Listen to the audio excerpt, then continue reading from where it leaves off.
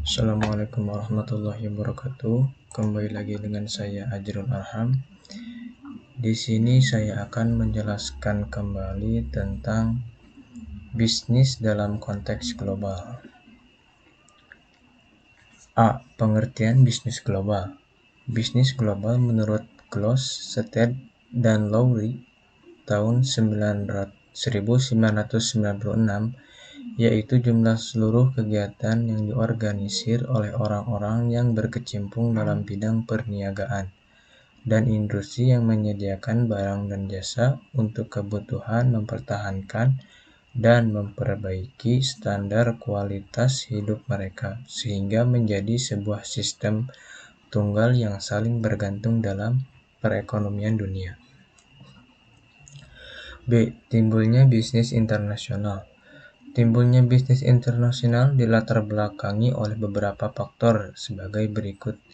Yang pertama, globalisasi, yaitu suatu proses perekonomian dunia menjadi sebuah sistem tunggal yang saling bergantung. 2. Ekspor dan impor. Sebuah negara mampu mengembangkan dan memproduksi barang atau jasa di luar negeri atau di dalam negeri dan dijual ke luar negeri atau di dalam negeri. 3. Perekonomian global kontemporer.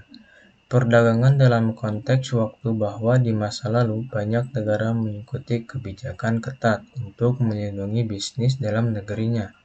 Tetapi kini banyak negara yang secara agresif mendorong perdagangan internasional karena memberikan banyak manfaat untuk negaranya. Yang keempat, kesepakatan dagang. Beberapa kesepakatan ilegal telah mencetuskan perdagangan internasional agar segala transaksi dagang berjalan tanpa hambatan dan tertib. Contohnya, GATT, General Agreement and Tariffs and Trade, merupakan kesepakatan internasional untuk mendorong pengurangan atau penghapusan hambatan dagang multilateral. C. Pasar utama dunia. Perekonomian dunia saat ini didominasi oleh 3 pasar utama, yaitu Amerika Utara, Eropa, dan Asia. Ketiganya merupakan negara berpengaruh sebagai 1.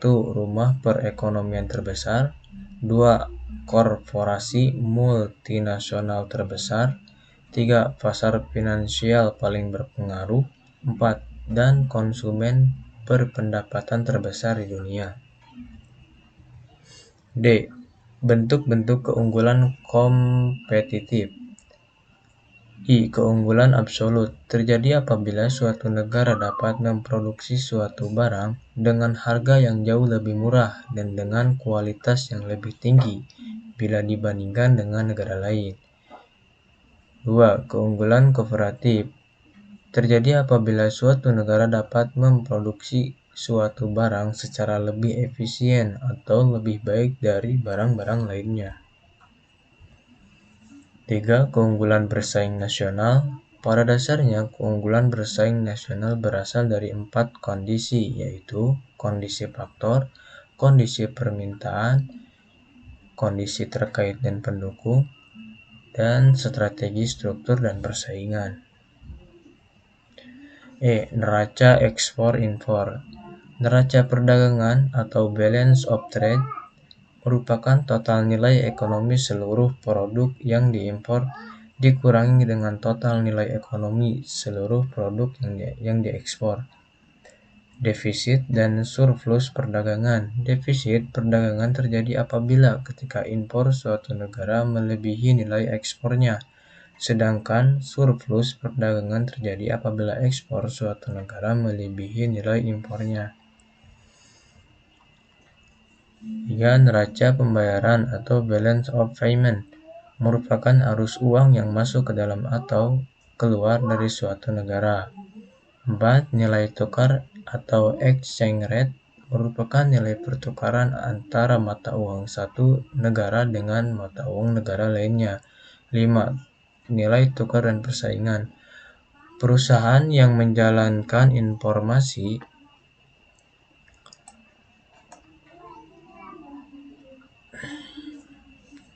Yang menjalankan operasi internasional harus cermat mengawasi fluktuasi nilai tukar karena perubahannya akan berpengaruh permintaan luar negeri sebagai produk mereka dan dapat menjadi faktor utama dalam persaingan internasional. Sekian dari saya. Apabila ada kesalahan kata mohon maklumi. Assalamualaikum warahmatullahi wabarakatuh.